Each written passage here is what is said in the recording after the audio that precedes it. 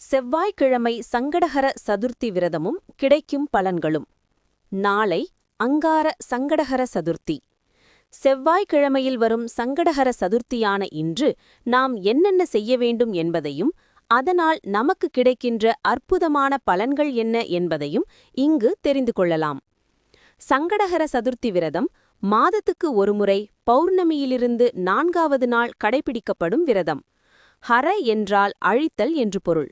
சங்கடங்கள் அனைத்தையும் அழிக்கும் வல்லமை சங்கடஹர சதுர்த்தி விரதத்துக்கு உண்டு. விநாயகரை வழிபட பல்வேறு விரதங்கள் இருந்தாலும் சங்கடஹர சதுர்த்தி மிக முக்கியமானது. முதன்முதலாக கடைபிடிப்பவர்கள் ஆவணி மாதத்தில் தொடங்குவது நலம்.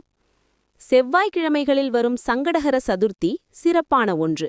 இது மகா சங்கடஹர சதுர்த்தி என்று அழைக்கப்படுகிறது. திதிகளில் கடைபிடிக்கக்கூடிய இந்த விரதங்களை கடைபிடித்தால் இல்லத்தில் சுபிட்சம் உண்டாகும், சகல சௌபாக்கியமும் உண்டாகும், நாள்பட்ட நோய்கள் குணமாகும், நீண்ட ஆயுள், நிறை செல்வம் உண்டாகும், தோஷங்கள் நீங்கும்.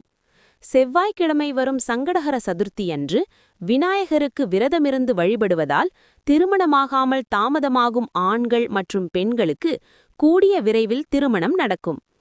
திருமணமாகி பல ஆண்டுகளாகியும் குழந்தை பாக்கியம் இல்லாதவர்களுக்கு குழந்தை பேறு கிடைக்கும். வீடு கட்டுவது, சொத்துக்கள் வாங்கல் போன்ற முயற்சிகளில் தடைகள் நீங்கி வெற்றிகள் உண்டாகும். நீதிமன்றங்களில் இருக்கும் வழக்குகள் உங்களுக்கு சாதகமான தீர்ப்புகள் வர வழிவகை செய்யும்.